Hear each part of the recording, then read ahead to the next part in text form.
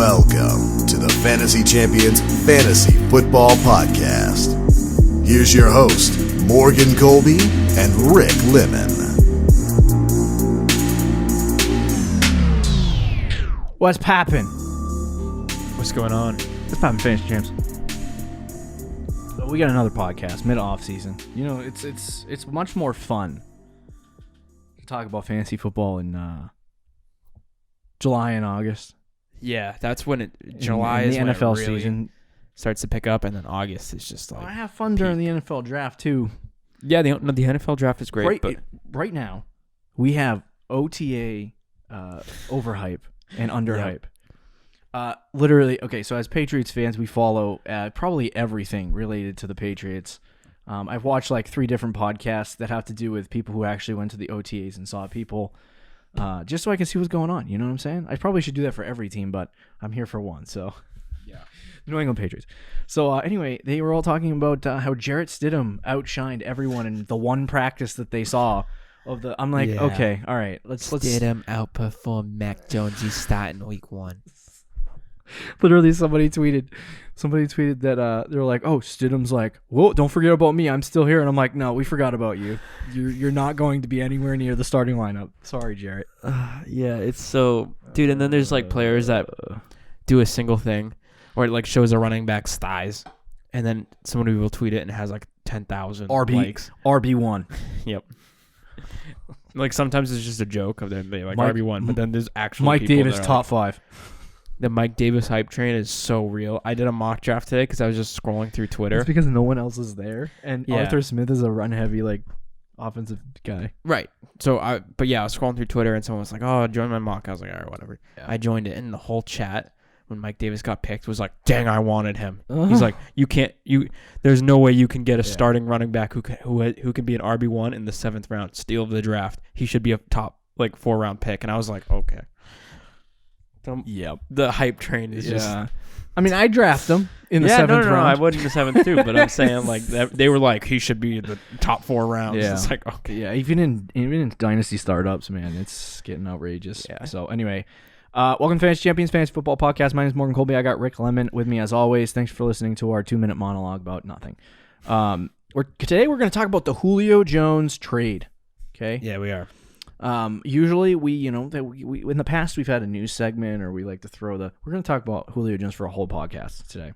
And in the future, when big trades like this happen, we'll probably just 86 whatever we had on the plan sheet and just talk about it. Well, because it's a lot especially if it easier that involves way. a real fantasy player like this in Julio. Yeah. We're not going to talk about Jarrett Stidham getting traded to the Texans Dang it. for an 8th round pick. An 8th. He doesn't even get Tyrod Taylor. We got an undrafted $24. free agent from the Tyrod Taylor and $24. I don't need another quarterback back. I'll just take the $24. Yeah. Then they cut Tyrod. Bill Belichick. A couple years ago, I don't know if any of you play NBA 2K, but like 3 years ago, there was a stupid cutscene in that where you went to play for like the Los Angeles Lakers D League team, and then he traded you away to another team in like G Indy. League. Yeah, G League. It's not the D League anymore. It's the G League. Anyway, and they traded you away because he wanted rights to Taco Truck. What? Yeah, this is a storyline that they wrote up for NBA 2K, and he like just wanted like free sandwiches and tacos. So he went to his player and he said, "Yeah, we just traded you so I could have free sandwiches." That is so disrespectful. And it's kind of dumb. Like, what? That would never happen. You don't know that. It gets you angry, What gets if you it hyped does? up, because then he becomes the coach of the Lakers, and you're like, I don't want to beat the Lakers. That's the real origin story of an NBA superstar. Yeah, I guess so. But anyway, we're going to talk about the Julio Jones trade today. Before we jump into that, check out our website, fantasychampions.com, Twitter, Instagram, Facebook. Type in the FF Champs, you'll find us. It'll be there somewhere. Yep. If you're listening on Apple Podcasts, Spotify, Stitcher, or any other podcasting platforms, leave a review, share this podcast with your friends. If you're watching on YouTube, click the bell for notifications, like and comment down below. Growing on YouTube, 300 is our goal here, and then next goal post that would probably be 500. Yeah. I like the 500 Yeah. goal. Skip So anyway, 400. and we have a quite a large announcement. We do. I don't have a button for large announcements, but on my do you have on a my breaking audio news? device. Well, yeah, but it's gonna blow our eardrums out. Oh, okay. Never mind then. Yeah, I'm not gonna do it.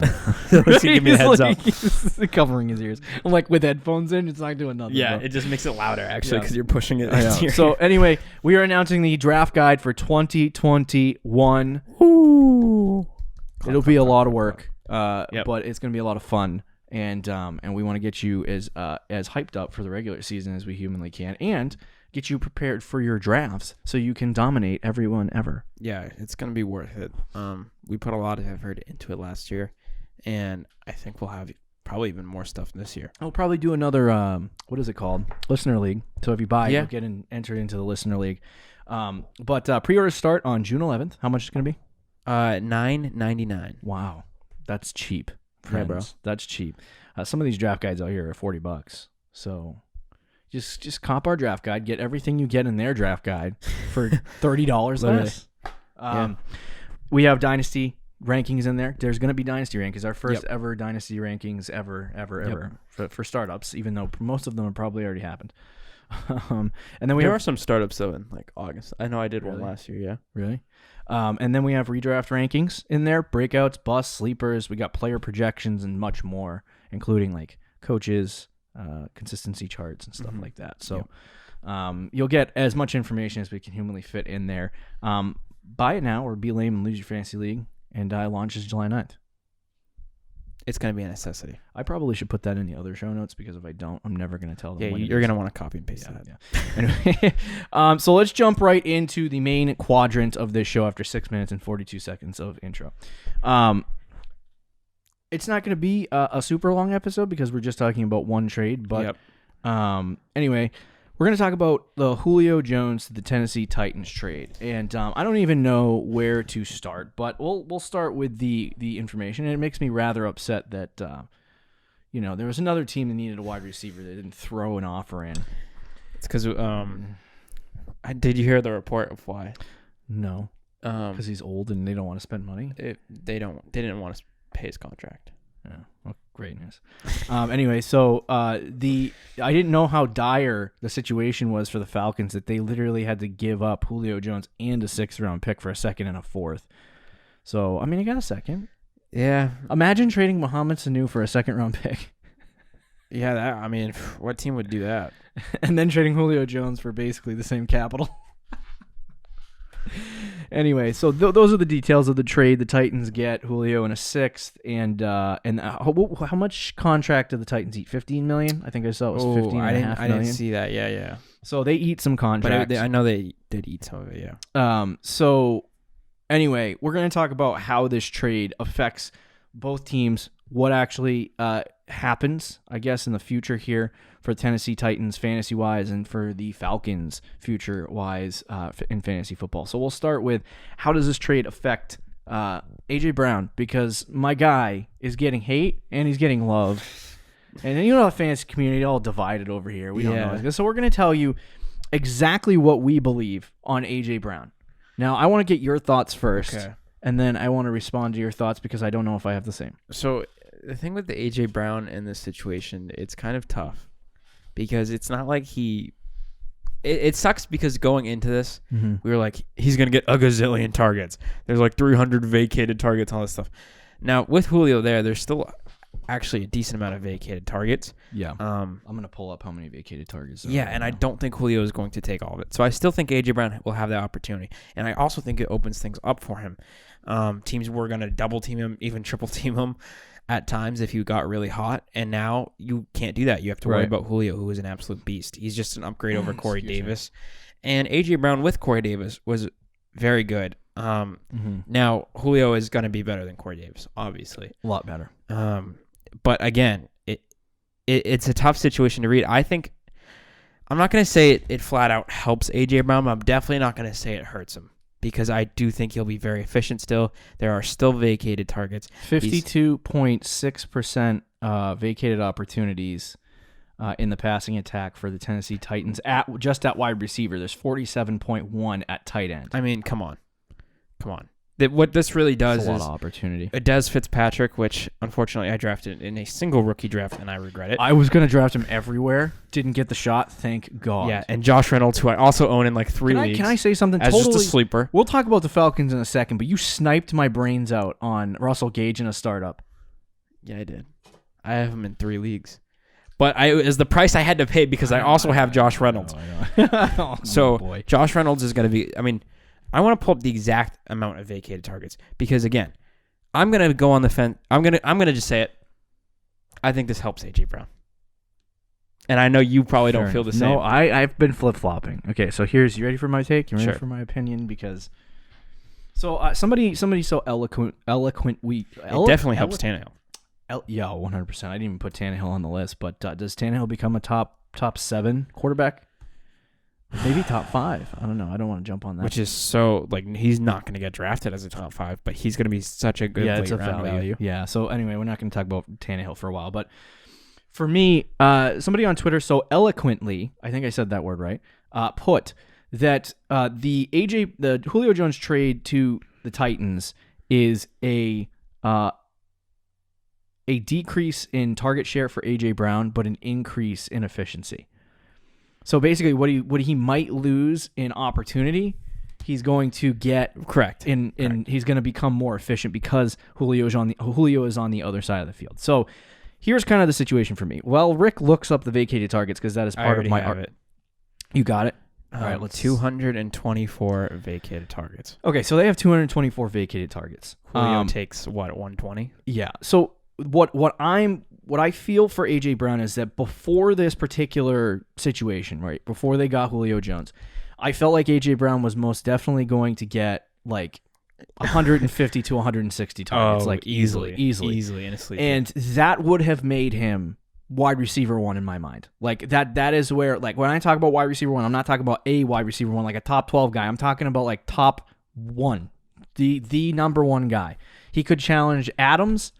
He could challenge Tyreek Hill. He could challenge some of these guys because he's getting the target my wide share. receiver. He was, yeah. In Dynasty, 100%. So, but now that you have Julio Jones coming in, those vacated opportunities that he was going to soak up, even if it was just 40 of them, right, he's not going to soak those up anymore. He's not going to take those. So essentially what you're getting for AJ Brown is, to me, what I believe he's going to get the same amount of targets, okay?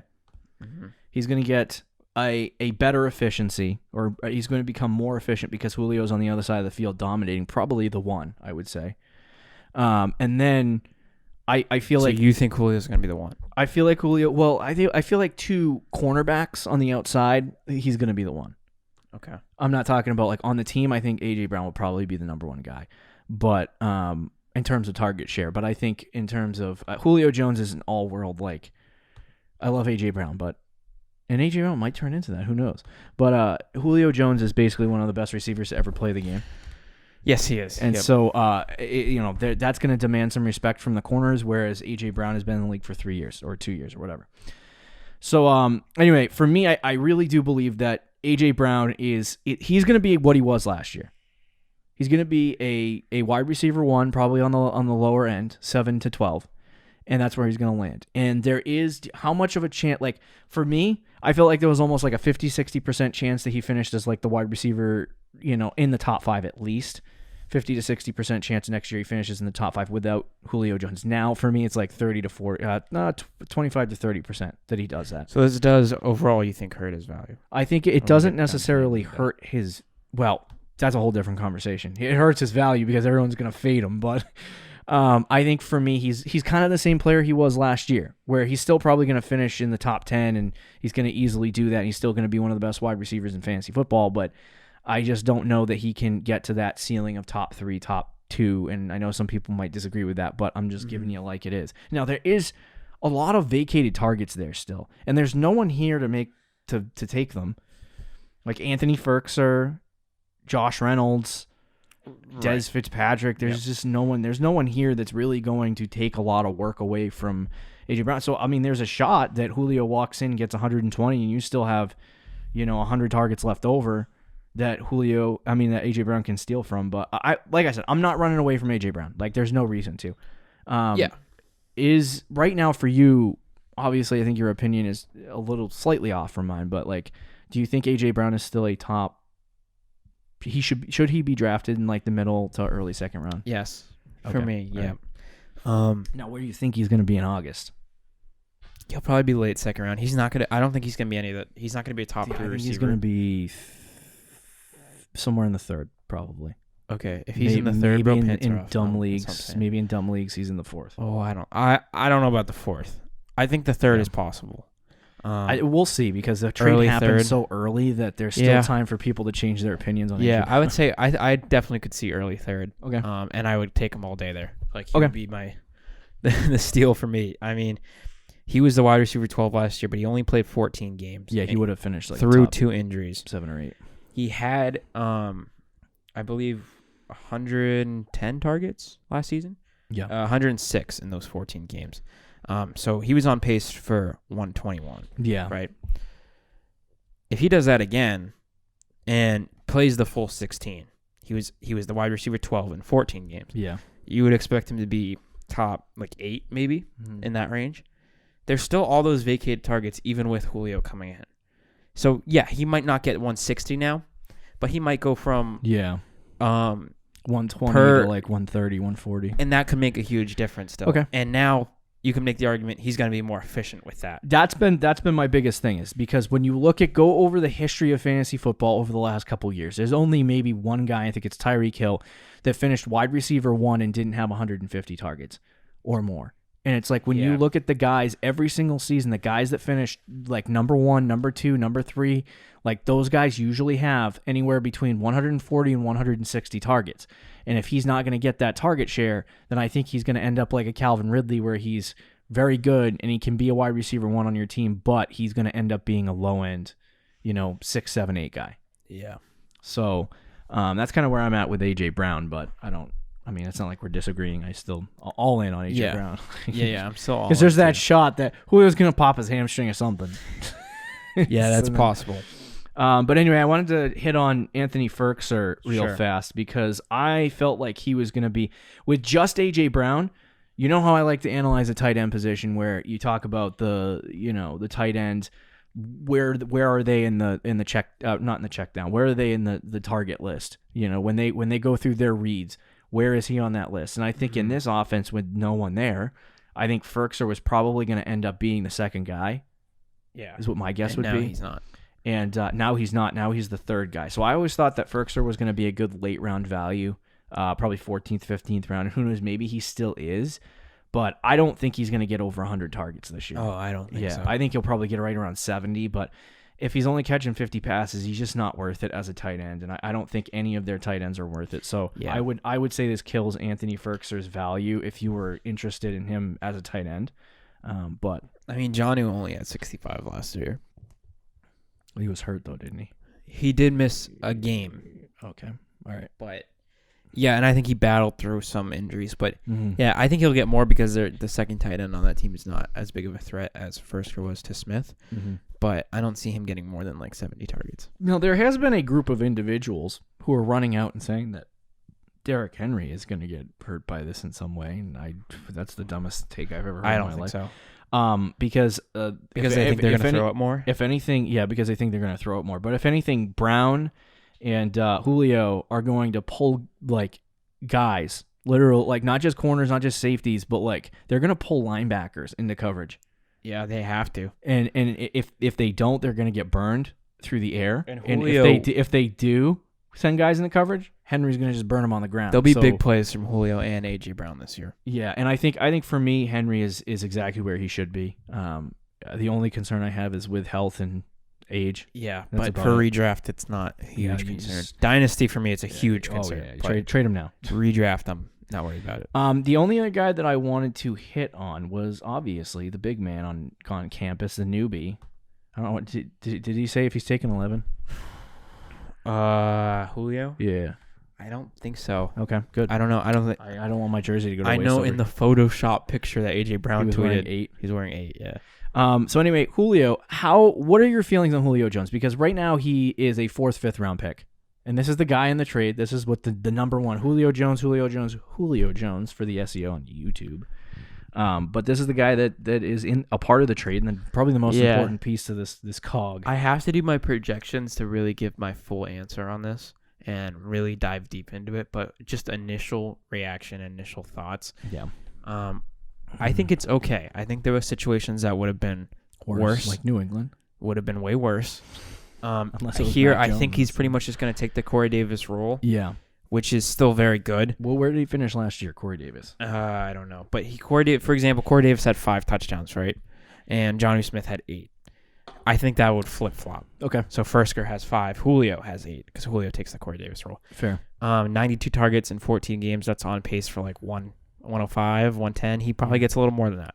I'm thinking around 120. Yeah. So now where did Corey Davis finish? That's a great question. I want to pull that up. Heck, did he miss time? He I missed can two. I can He pull it up missed because I 2 got it right in games. front of me. Okay, yeah. Hold on a second. I know he missed 2 games. But you can just. He was wide receiver.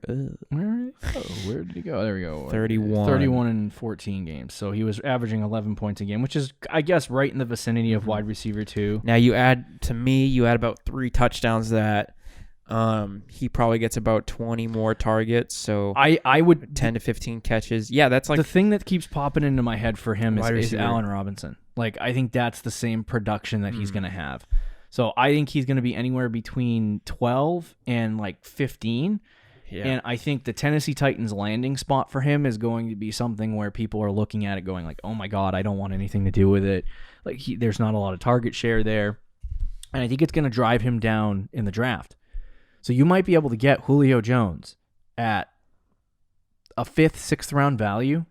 I would take that in redraft. Yeah, I would 100% take it in redraft because you're talking about that sliding into your flex spot, and there's a chance that he ends up being like ridiculously good. Now, if you have AJ Brown, I wouldn't draft Julio.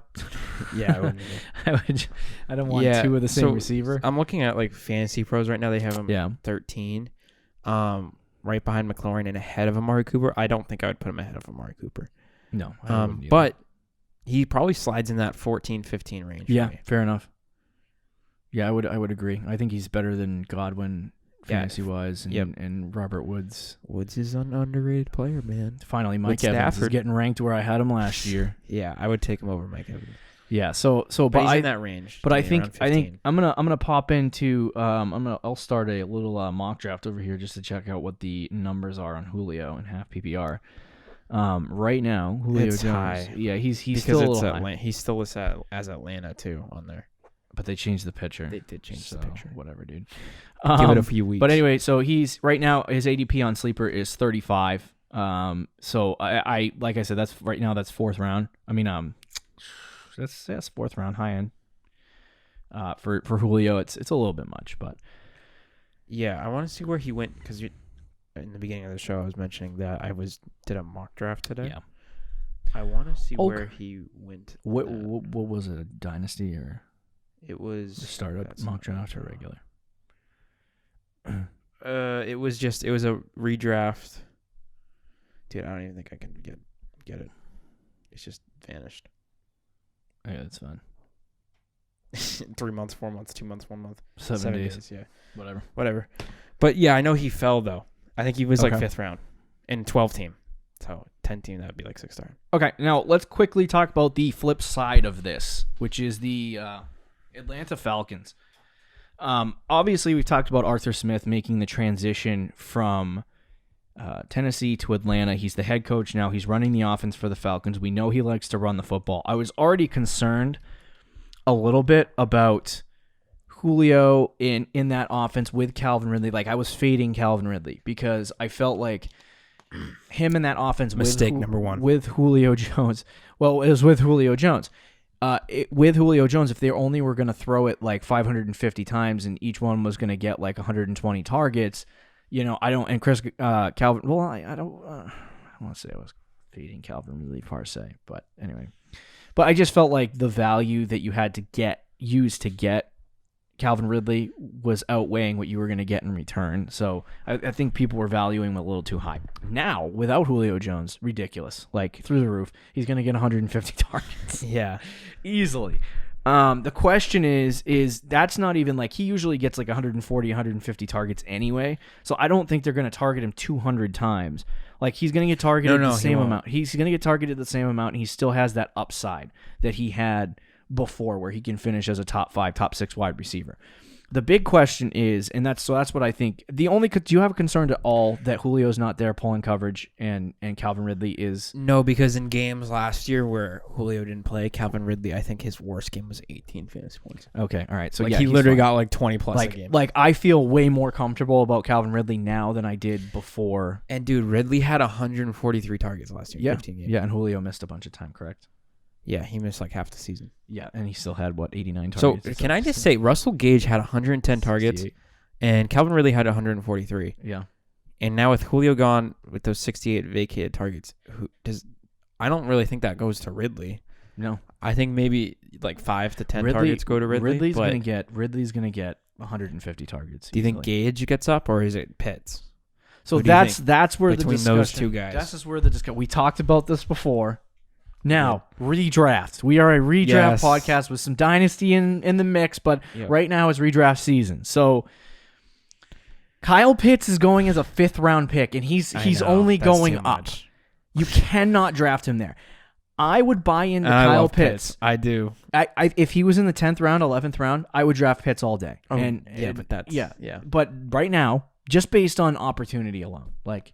Yeah. He's not a tight end. He's going to play Julio Jones' position. Like he'll probably play some tight end, and he'll play some. Let's not pretend that he's going to be a tight end, and he's going to run. No, I think he'll do both. So anyway, he'll do both. The people who drafted Kyle Pitts though in Dynasty actually look pretty brilliant right now.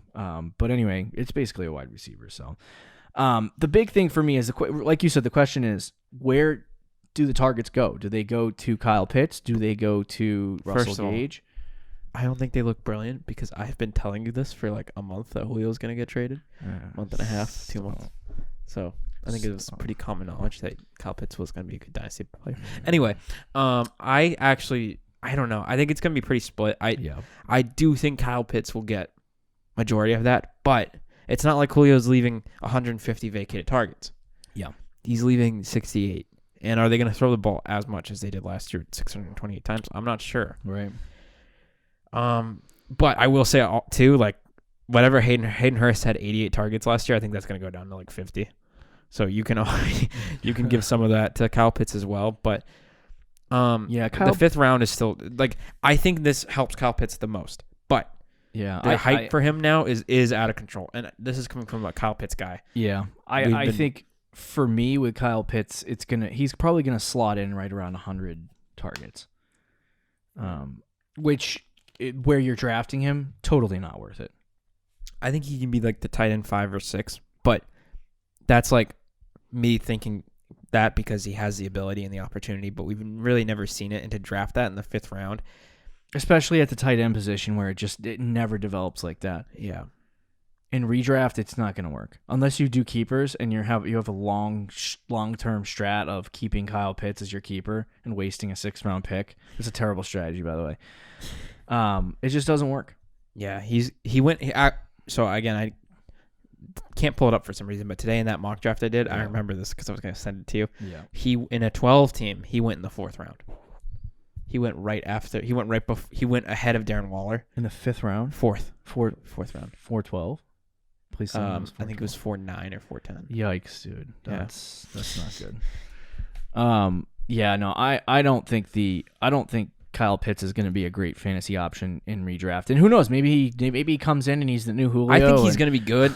I think, yeah. Well, he's still getting 140 targets. I think he'll be good. He's going to be a red zone threat. Yeah. He's going to be very good. I just don't know if because by the time because the hype is just going to continue. By the time we get to redraft season in August, I think he's going to be going as like a 4th round pick. Yeah. And I think that's just going to be way too out of control.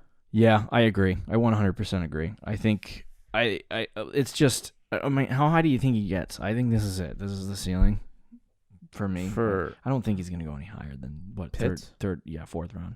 Yeah, that's as high as he'll go. I don't think he's going to go any higher. I'm not taking him in the 5th either. I'm not taking him in the 6th, 7th, or 8th either.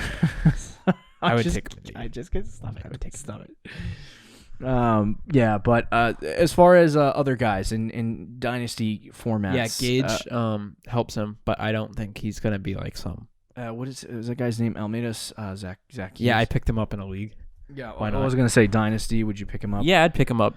Okay, see how he does, but I'm not expecting. Okay. From him.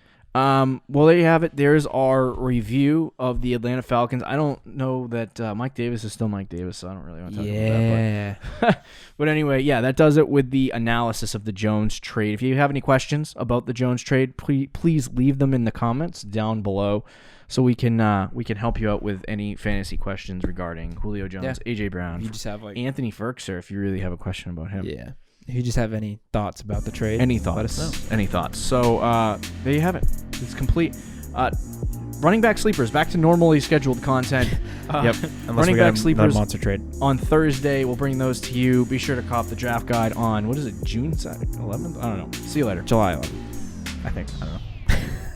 Thank you for listening to the Fantasy Champions Podcast. Make sure you subscribe on iTunes and YouTube, and follow us on Twitter @TheFFChamps.